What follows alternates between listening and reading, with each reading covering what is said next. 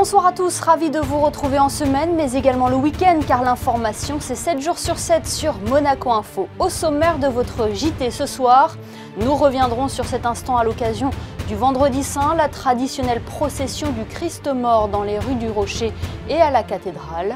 Du sport avec du basket, la Roca Team reçoit l'élan béarnais demain à Gaston Médecin en championnat. Puis nous irons rejoindre Yann Soren-Cabioche et Tristan Nardi à Cape Town. Les deux jeunes rugbymen monégasques sont en Afrique du Sud depuis le début de l'année, où ils ont intégré un camp d'excellence pour se perfectionner. La 11e édition du Salon du Livre a ouvert ses portes aujourd'hui. Nous nous sommes baladés dans les allées de cet événement qui accueille de grands noms littéraires. Justement, l'auteur de Charlotte ou de la délicatesse, David Fuenquinos, sera avec nous en fin de JT. C'est une tradition qui ne perd pas de sa popularité. La procession du Christ mort dans les rues de Monaco-Ville a encore été célébrée hier soir, jour du Vendredi Saint. Yannick Debever et Olivier Bonello ont suivi ce temps fort des fêtes de Pâques.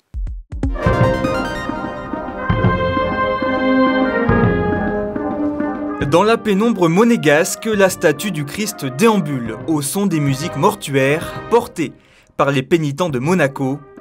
La procession du Christ mort est une étape très importante pour tous les chrétiens. Elle intervient juste après son décès et représente sa mise au tombeau. C'est le point principal, le point sommital, on va dire, de la Semaine Sainte. Une tradition parmi tous les monégasques. C'est l'occasion de se recueillir derrière le Christ mort sur, comme on l'appelle, le gisant. Toujours présente, et ce depuis des siècles, l'archiconfrérie des pénitents veille au bon déroulement de cette procession chaque année. Au départ de la chapelle de la Miséricorde, tous les personnages de cet épisode sont représentés. Étape obligatoire sur le rocher, le passage devant le palais princier, où le souverain se recueille devant le gisant. Ce soir, c'est vraiment pour nous, c'est le sommet de l'année, c'est la procession principale. Après 1 heure de procession, le Christ mort rejoint la cathédrale Notre-Dame Immaculée de Monaco.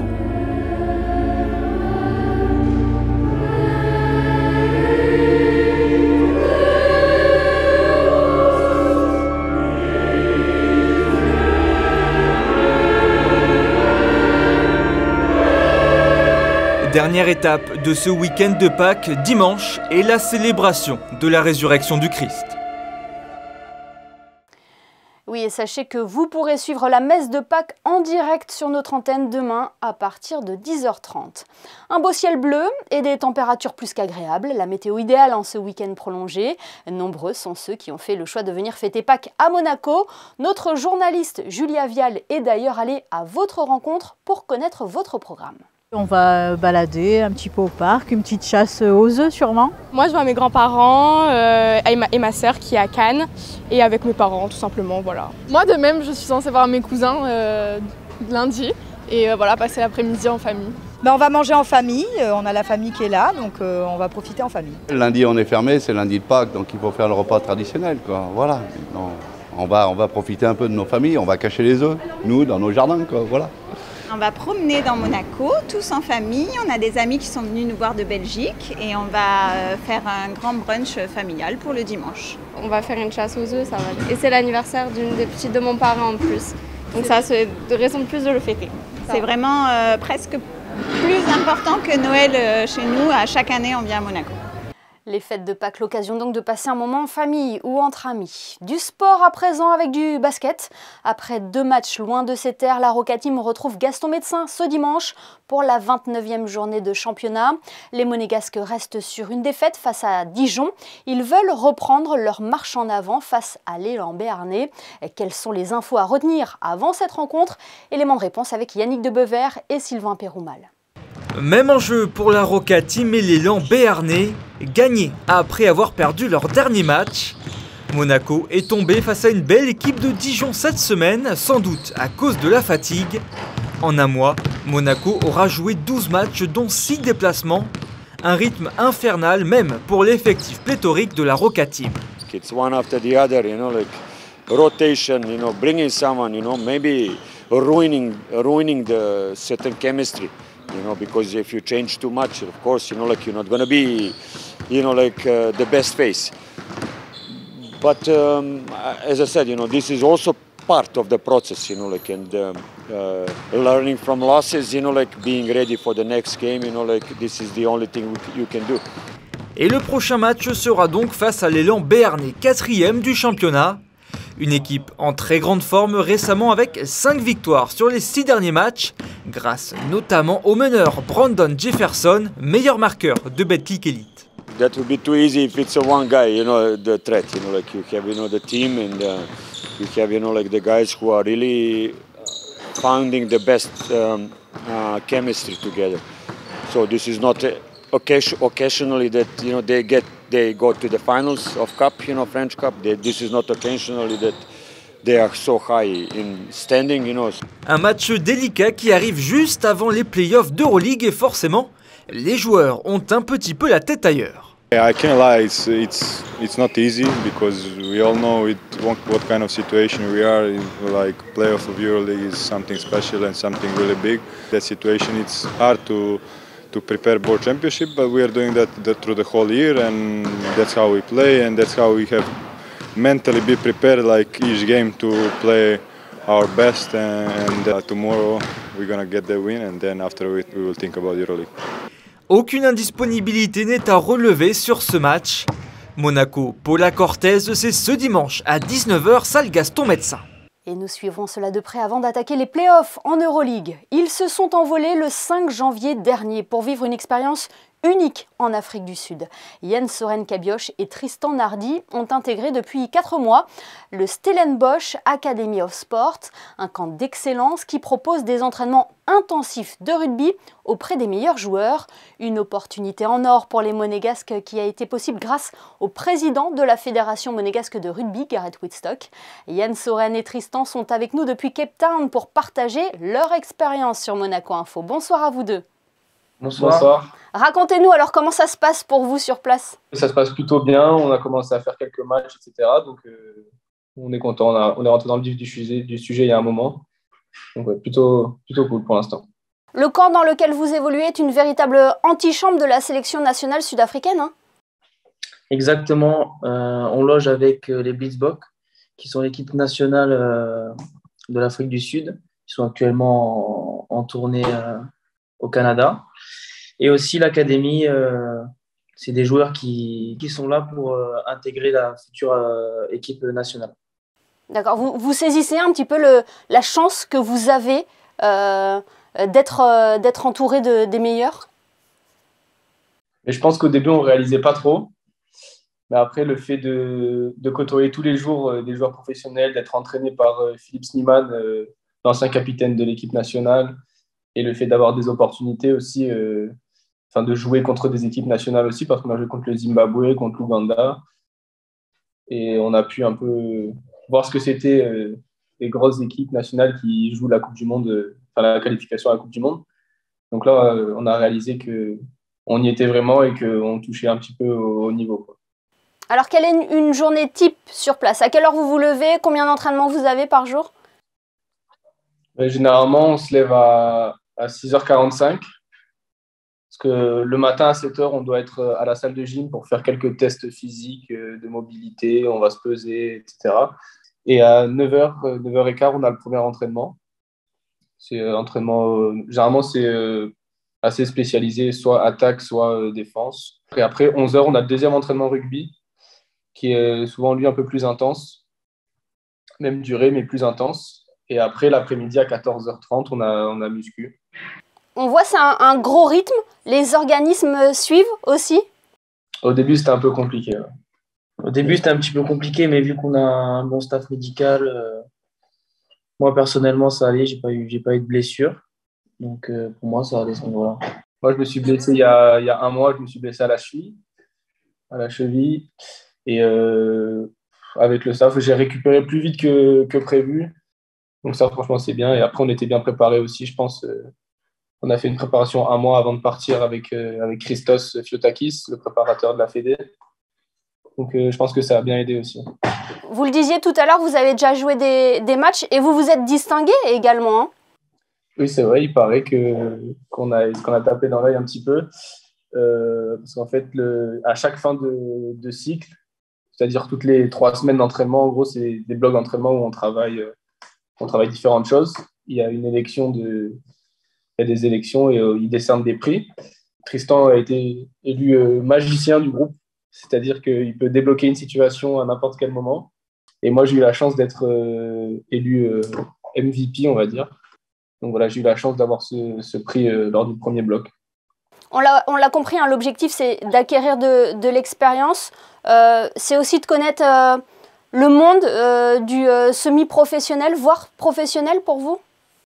Oui, après, on a vraiment un rythme de joueur professionnel. Hein, on s'entraîne 3 fois par jour, donc c'est vraiment intéressant pour nous. Et voilà, après, on fait des matchs de haut niveau qu'on n'avait jamais fait précédemment. Par exemple, le week-end dernier, j'étais en Écosse pour un match, pour un tournoi de très haut niveau, le Melrose 7. Je suis parti avec une sélection écossaise. Donc là, c'est vrai que ça m'a permis de voir un petit peu le haut niveau parce qu'il y avait des joueurs professionnels. J'étais encadré que de joueurs professionnels, donc c'était vraiment sympa. Et à terme aussi, c'est de partager cette expérience avec vos coéquipiers du rugby? Mais ça, c'est sûr. Si on vient, c'est pour acquérir des connaissances et après pouvoir partager avec la fédération, avec les jeunes qui vont arriver dans l'équipe nationale, etc. Donc, c'est vraiment un projet sur de long terme. Et puis, on espère pouvoir aider après la fédération pour les championnats d'Europe qui arrivent ou d'autres échéances. Oui, parce que ça, c'est l'objectif aussi. C'est de remporter ces championnats d'Europe qui vous avez glissé entre les doigts. Hein. L'objectif, c'est de remporter les championnats d'Europe. C'est vrai. C'est vrai que l'année dernière, on a fini 2e. Défaite très frustrante. Et donc, cette année, on a encore les championnats d'Europe. Et puis, il ne faut pas oublier aussi qu'il y a les Jeux des petits États qui arrivent bientôt. En 2023. Donc, on travaille pour et on espère remporter ces Jeux-là. C'est vraiment un objectif qu'on s'est fixé avec l'équipe. On suivra ça de près en tout cas. Merci les garçons d'avoir été avec nous depuis l'Afrique du Sud. Profitez bien de votre temps là-bas et de cette belle aventure. Merci infiniment. Merci beaucoup. Et on reste dans le sport avec la belle opération de l'AS Monaco hier soir en ouverture de la 32e journée de Ligue 1. Bonsoir Alexandra Pani, il s'agit d'un succès important pour les Monégasques sur la pelouse de Rennes. Bonsoir Émilie, bonsoir à tous. Les Rouges et Blancs peuvent encore rêver au podium avec cette victoire arrachée au Stade Rennais et repartent ainsi avec 3 points de Bretagne. Les Rennais ouvrent le score à la 3e minute de jeu, mais les Monégasques ne tardent pas à répondre et égalisent. Score final en faveur de l'AS Monaco qui s'impose 3-2. Notez bien le prochain rendez-vous très attendu pour l'AS Monaco, ce sera le derby qu'il opposera son voisin l'OGC Nice le 20 avril. Dans un tout autre domaine, le Casino de Monte-Carlo vient de recevoir 2 récompenses. Oui, une belle manière de débuter l'année avec une double distinction lors d'événements internationaux, Émilie. Le Casino de Monte-Carlo a d'abord été élu Best Casino Operator à l'International Gaming Awards, puis le prix de Best Overall Casino au Casino Awards de Londres. Prendre le temps, ralentir, penser les choses d'une autre manière, c'est le sujet de l'émission 19h dimanche, Alexandra. Yann-Anthony Noguès reviendra ce dimanche sur l'urgence de ralentir. Et pour parler de ce sujet, il recevra la fondatrice de Terrae en principauté, Jessica Sbaralia. Cette idée à présent pour occuper vos enfants en cette période de vacances scolaires. Et de manière ludique, le Théâtre des Muses propose des stages d'improvisation pour les enfants répartis en 2 groupes de 6 à 8 ans, puis de 9 à 14 ans, tous les après-midi de la semaine prochaine. Et on reste dans l'univers du théâtre avec cette représentation proposée cette semaine au Théâtre des Variétés. Il s'appelle le collectif non surtaxé. Ce sont des jeunes comédiens de la région qui présentaient cette semaine leur pièce intitulée La Dernière. Une performance mêlant scénographie, art visuel, danse, vidéo autour de la question de la maladie d'Alzheimer. Un voyage poétique à travers les 7 stades de cette maladie. Un spectacle qui était proposé au Théâtre des Variétés par le Logoscope. Merci Alexandra, on vous retrouve tout à l'heure pour les prévisions météo. Intéressons-nous à présent à la 11e édition du Salon du Livre de Monaco. Ce rendez-vous est l'occasion pour les auteurs d'échanger avec leur public. Les lecteurs sont d'ailleurs venus en nombre pour découvrir les récits de ces écrivains, certains mondialement connus, d'autres se lançant dans la grande aventure de l'écriture pour la première fois. Thomas Deus et Julia Vial sont allés découvrir les perles de ce salon. Le 11e Salon international du livre de Monaco a ouvert ses portes ce samedi matin en présence de nombreux officiels de la principauté. Il s'est installé pour la première fois au Grimaldi Forum où plus de 160 auteurs ont répondu présents. On a un véritable vivier de talents à Monaco. Le Salon du Livre est pour eux un moyen de se faire connaître. C'est une manière de prendre confiance en eux et en leurs talents. Au détour des allées de ce 11e Salon du Livre, un drapeau monégasque, nous nous arrêtons et rencontrons Vanessa Guillot. Elle a écrit une autobiographie sur la période la plus difficile de sa vie. Étant monégasque, c'est vrai que c'est faire un Salon du Livre dans son pays, c'est fabuleux. Le crayon à papier, en fait, retrace une partie de ma vie assez douloureuse que j'ai dû subir, c'est vraiment le mot, et qui aujourd'hui a fait celle que je suis. Notre œil est ensuite attiré par les illustrations de la saga Blitz de Cédric Biscay. L'auteur était aussi présent à l'exposition universelle de Dubaï. À Dubaï, ça s'est super bien passé. On avait notre espace avec les Blitz. Tous les visiteurs étrangers ont pu découvrir en fait le manga. Donc c'est aussi là encore un grand honneur que nous fait Monaco d'être présent sur le pavillon à l'Expo universelle. C'est dingue. Je suis super content d'être là, évidemment. C'est le salon emblématique de Monaco pour les livres et c'est un grand honneur en fait d'être invité une fois de plus. Pour finir, nous croisons le célèbre Bernard Werber, un fidèle de la première heure. Je reviens chaque année parce que c'est un salon que j'aime beaucoup et puis je l'ai vu naître, je l'ai vu grandir et cette année on a une salle encore plus grande, j'ai dire un peu plus de confort, donc c'est assez agréable, on peut comme ça comparer et voir l'évolution. J'aime beaucoup ce salon à Monaco parce qu'aussi on est quand même près de la mer et pour nous Parisiens ça fait une sorte de petites vacances dans un décor extraordinaire. Ce 11e Salon du Livre accueillera le public jusqu'à demain, 18h. L'occasion de se trouver peut-être le roman idéal pour bouquiner durant les vacances de Pâques. Et parmi les écrivains présents à l'occasion de ce Salon du Livre de Monaco, David Fuenquinos, auteur notamment de La délicatesse de Charlotte, qui a reçu le prix Renaudot en 2014, ou encore de Numéro 2, son dernier ouvrage. David Fuenquinos est avec nous ce soir. Bonsoir. Bonsoir. J'imagine que c'est toujours un plaisir de pouvoir rencontrer les lecteurs de vos ouvrages et d'échanger avec eux. C'est extraordinaire d'avoir ce moment d'échange, c'est très important. Les écrivains alternent des moments où on est dans la solitude, on écrit, puis d'autres moments où on peut partager avec les lecteurs. En plus là ici à Monaco, je ne suis pas venu depuis 15 ans. Donc voilà, c'est un plaisir de retrouver des lecteurs que je n'avais pas vu depuis très longtemps. Vous présentez notamment votre dernier ouvrage, Numéro 2, aux éditions Gallimard. Comment avez-vous imaginé cette histoire ? Alors Numéro 2, le point de départ, j'ai vu un article sur le casting d'Harry Potter. Moi, je n'étais pas du tout un fan d'Harry Potter, pas spécialiste non plus, qui racontait qu'à l'époque, ils ont auditionné des centaines de jeunes acteurs et qu'à la fin, il n'en restait plus que 2. Ils ont hésité pendant des semaines et bon, finalement, ils ont choisi, comme on le sait tous, Daniel Radcliffe. Et j'ai immédiatement pensé à l'autre, ce petit garçon. Ça a dû être horrible, d'être écarté aux portes de la gloire et d'une vie incroyable. Donc voilà, mon roman raconte l'histoire de celui qui n'a pas été choisi. Mais c'est pas un livre sur Harry Potter, puisque après, c'est un livre qui interroge l'échec et comment surmonter un tel échec. Voilà, c'est une réflexion sur la reconstruction. Exactement. Moi, j'ai le sentiment d'avoir écrit des livres très différents les uns des autres, que ce soit La délicatesse, Charlotte, qui était l'histoire de Charlotte Salomon qui a vécu dans la région, Le mystère Henri Pic, alterner des livres légers, des livres plus graves. Et je me rends compte que finalement, même en ayant l'impression d'écrire des livres très différents, ils parlent tous d'une forme de reconstruction, d'une vie traversée par une épreuve et comment surmonter ça. Et c'est vrai que là, mon héros qui a une vie incroyable, d'avoir raté ce casting, c'est finalement un éloge à travers ce livre des numéros 2 et de toutes ces vies qui sont barrées à un moment donné ou à un autre par une autre vie et comment surmonter ça. Comment vous est venu le goût pour l'écriture, David ? Vos premiers ouvrages est paru il y a 20 ans maintenant.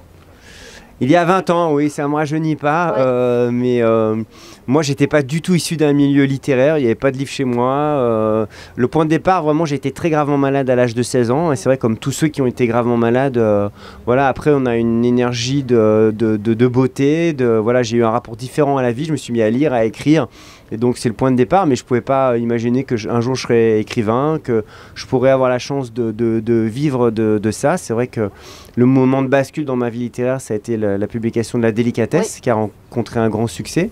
Vendu à plus d'1,5 million d'exemplaires. Oui, c'était 1,5 million d'exemplaires. Après, il y a eu Charlotte aussi, qui a été un livre très important pour moi, et c'est bon, je me rends bien compte à quel point voilà, c'est miraculeux de pouvoir vivre de ce qu'on aime. Et aussi, voilà, j'ai eu la chance de faire aussi du cinéma. J'ai fait 3 films avec mon frère, des pièces de théâtre. J'en ai une en ce moment avec Admirad, qui, je crois, a joué ici il n'y a pas très longtemps. Exactement. La délicatesse de l'adapter au cinéma, c'était une suite logique ou c'est une réflexion avec votre frère? Avec mon frère, on avait fait un premier court-métrage en 2005 qui s'appelait Une histoire de pieds. Un film où on voyait que des pieds, donc je crois qu'on peut s'en passer, on n'est pas obligé de le voir. Mais on cherchait un sujet. C'est vrai que quand j'ai écrit La délicatesse, c'est lui qui m'a dit mais voilà, on a trouvé, c'est ça qu'il faut faire. Après, je me suis embarqué dans l'écriture du scénario sans penser qu'on aurait l'incroyable privilège d'avoir Audrey Tautou, de la convaincre. Et c'est vrai qu'elle nous a vraiment donné un grand coup de pouce à l'époque, parce que le film a pu se monter. Et puis le duo avec François Damiens, voilà, c'est une époque inoubliable pour moi, ça a été magique. C'était il y a 10 ans. Après, on a fait un deuxième film, Jalouse, avec Karine Viard. Et puis l'année dernière, Les Fantasmes. Les Fantasmes, où vous avez réuni Carole Bouquet et Monica Bellucci au lit. Là, c'est vraiment... Oui, c'est ça, entre autres, voilà, c'est un film avec plein d'acteurs, et notamment le duo, les 2 James Bond girls, voilà, Carole Bouquet et Monica Bellucci, voilà, qui ont un fantasme lié à la mort. Voilà, je vous en dis pas plus. S'il y avait un livre à retenir, David, dans votre carrière, ça serait peut-être Charlotte, qui a été récompensée par le prix Renaudot en 2014, ou un autre? Bah non, vous tombez pile, voilà. C'est vrai que c'est le livre de ma vie, hein. J'ai mis 8 ans à l'écrire. J'ai été fasciné par cette femme qui est pour moi un exemple de courage, d'intelligence. C'était une artiste peintre qui est morte à 26 ans, déportée. Voilà, elle était dans la région, elle était en exil à Villefranche-sur-Mer, à Nice, à Saint-Jean-Cap-Ferrat.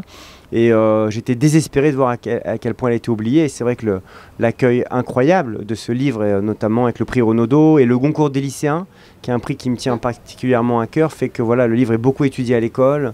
Et les gens, au-delà de mon livre d'ailleurs, maintenant connaissent Charlotte Salomon. Et c'est une aventure qui est unique dans ma vie littéraire. Alors voilà, j'ai écrit d'autres livres depuis, mais vous avez raison, c'est sûrement celui qui me tient le plus à cœur.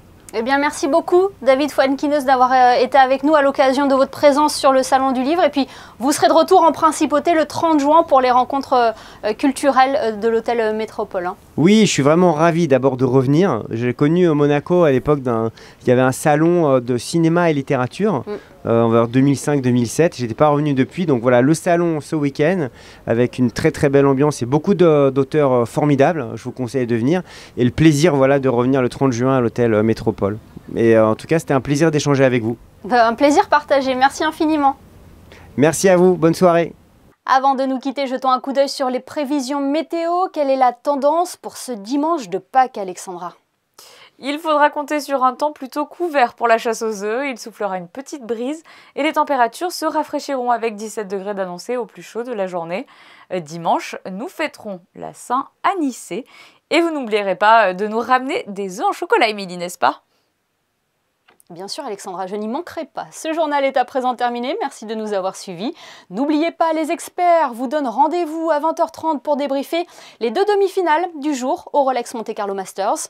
On se quitte avec un autre sport de balle, le padel et l'APT Tour qui fait escale en principauté. Photo signée Michael Alési. Excellente soirée à tous et à demain pour le best-of.